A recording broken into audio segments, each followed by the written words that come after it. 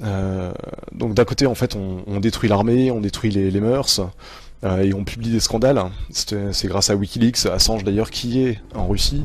Alors que de l'autre, en fait, on donne dans les médias soi-disant dissidents une image de la Russie forte avec des valeurs, et on renforce l'armée. Alors qu'en France, on fait tout pour détruire l'armée, bizarrement, alors qu'on veut rentrer en conflit. Enfin, on voit vraiment la traîtrise des élites occidentales. Hein.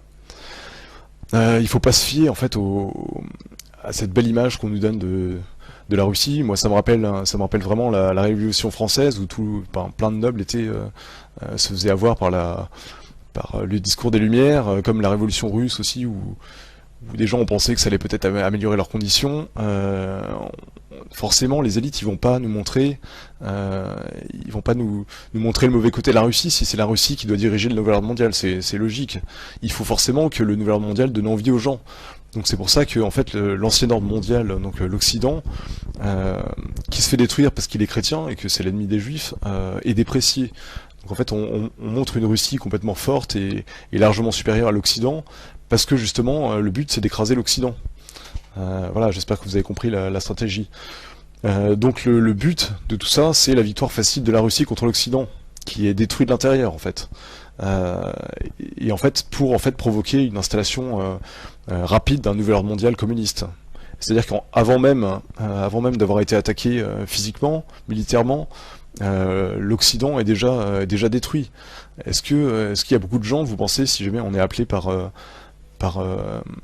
François Hollande pour aller se défendre la France, vous pensez que les gens sont vraiment volontaires pour aller combattre? Moi je pense pas. Je pense que là on est tellement démoralisé et qu'on confond tellement le pouvoir en place avec la France euh, que voilà, on est complètement le peuple français est complètement démoralisé. Pour moi en fait, les élites utilisent en fait la technique de Sun Tzu. Quand il dit en fait remporter sans victoire et en sans combat n'est pas ce qu'il y a de mieux. Soumettre l'ennemi sans combattre est ce qu'il y a de mieux.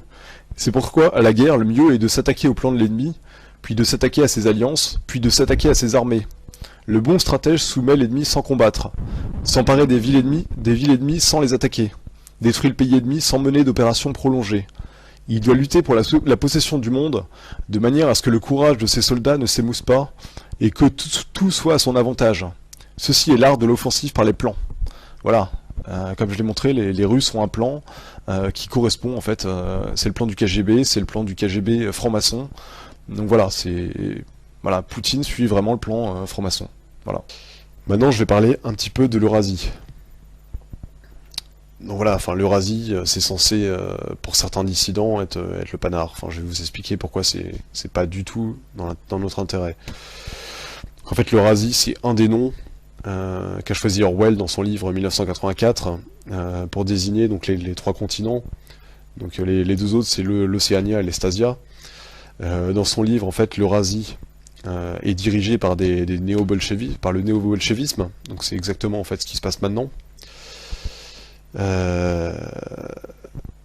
Voilà. Donc en fait, c'est juste un des blocs continentaux. Enfin, c'est la technique la technique des élites en fait au lieu de directement en fait passer des pays à une union de tous les pays en un gouvernement mondial, hein, en fait ils y vont par étapes, c'est-à-dire qu'ils font plusieurs grands blocs continentaux pour fusionner ensuite ces blocs. En fait c'est l'étape où on est actuellement. C'est pour ça qu'on parle beaucoup du marché transatlantique, du marché transpacifique, de l'ALENA, du Mercosur, de l'Union européenne, des BRICS. Voilà, l'Eurasie, c'est juste un des blocs supplémentaires. Ça permet de brouiller les cartes des nations. Ça permet de faire croire que les nations s'est dépassées. Voilà, c'est juste ça. Donc cette théorie géopolitique, en fait, c'est surtout Dugin qui est connu pour en parler. En fait, c'est beaucoup plus ancien. En fait, Dugin, pour moi, c'est un Brzezinski russe. C'est-à-dire que c'est un théoricien de la lutte contre de l'atlantisme, alors que de l'autre côté, on a un Brzezinski qui est théoricien de l'expansion atlantiste. Moi, personnellement, ça me rappelle beaucoup la Deuxième Guerre mondiale, où on avait deux camps qui étaient inspirés d'un côté par Marx, donc pour le côté russe, et d'un côté par Nietzsche pour le côté allemand. Enfin, voilà. C'est-à-dire qu'on avait à chaque fois, c'est des feux théoriciens qui viennent en fait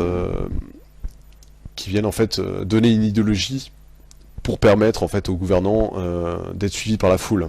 Voilà, c'est un peu pour vulgariser l'idéologie et être suivi, enfin permettre une propagande plus importante et plus ciblée sur le peuple. Voilà. Moi j'ai noté aussi personnellement que le symbole du mouvement eurasiatique de Dugin était donc une étoile à 8 branches, donc c'est un symbole occulte connu qui est appelé l'étoile du chaos. Donc c'est quand même marrant de choisir un symbole occulte comme ça. On sait également que le parti eurasiatique est financé par le Kremlin et que Poutine est très proche de Dugin. Voilà.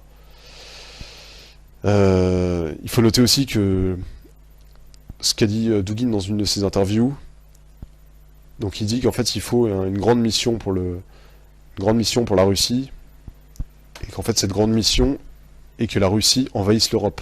Voilà. Depuis de nombreuses années, je réfléchissais au problème de l'idée nationale. Et récemment, en analysant des événements qui se déroulent dans le monde, en visitant de nombreux pays européens, j'ai eu une idée comment résoudre ce problème de l'idée nationale. Je vais l'exprimer ici en tant que proposition ou comme une hypothèse, et ce sera à la société et en premier lieu à l'État d'en juger, de l'admettre ou de la rejeter. L'idée est la suivante. Nous devons envahir l'Europe, la conquérir et l'annexer. Par ailleurs, nous avons déjà une expérience d'une telle expansion en Europe. Lors de la période soviétique, lorsque nos partis communistes, comme le Troisième International, le Comintern ou Communiform, faisaient de très bons résultats d'infiltration au sein de parlementaires de pays européens. Oui, c'était un instrument de notre politique étrangère. Aujourd'hui, les temps ont changé et nous ne sommes plus un pays communiste. Cependant, rien n'empêche qu'on se trouve de nouveaux alliés. Actuellement, si nous proposons comme une idée nationale l'annexion de l'Union européenne par l'Union eurasienne, l'expansion vers l'Europe, alors nous pourrons vraiment nous réunir autour d'un but véritablement grand. Vous vous rendez compte? Annexer l'Europe, ça c'est russe. Ce plan-là, c'est le plan du KGB, c'est un plan à long terme. Et en fait, ce que dit Dugin, en fait, n'est que le reflet de la pensée du KGB. Voilà, c'est juste ça. Je vais parler rapidement maintenant des BRICS. Voilà, les BRICS, donc c'est le Brésil, la Russie, l'Inde, la Chine et l'Afrique du Sud. Voilà, ce bloc-là, en fait, fait des fréquents appels à installer un nouvel ordre mondial. Il parle aussi, en fait, de changer la monnaie de réserve du dollar pour installer leur monnaie. Ça, c'est juste aussi une propagande pour familiariser les gens avec le fait que le dollar c'est terminé et qu'on va passer à quelque chose d'autre. En fait, on va passer à une autre monnaie qui sera en fait soi-disant amenée par le bon côté, c'est-à-dire le côté russe et chinois. Donc en fait, il faut bien comprendre dans cette perspective, c'est l'Est, en fait, l'Est où le soleil se lève, c'est le renouveau. La Banque centrale russe fait partie des 60 banques centrales sous le contrôle de la Banque de règlements internationaux. Donc en fait, cette banque, c'est la banque centrale des banques centrales. La Russie en fait partie depuis 1996. Donc c'est-à-dire que tous ces flux monétaires sont complètement dirigés par cette banque. C'est-à-dire que la Russie ne peut pas faire ce qu'elle veut. Si jamais l'Ouest trouve que la Russie va trop loin, il peut la couler en 2 minutes. Vu que étant donné que cette banque dépend principalement à la base de la Banque d'Angleterre et de la Banque de France, on peut très bien couper les vivres en fait à la Russie. C'est absolument pas ce que veulent les élites. Enfin, c'est pas du tout. C'est pas du tout ce qui est voulu. Cette banque des règlements internationaux, comme l'avait dit Quigley dans son livre, c'est vraiment l'apex, enfin c'est le sommet du système. C'est vraiment eux qui dirigent tous les rênes financiers. Je vous remercie d'avoir écouté cette vidéo et j'espère en refaire une autre bientôt. Merci à tous.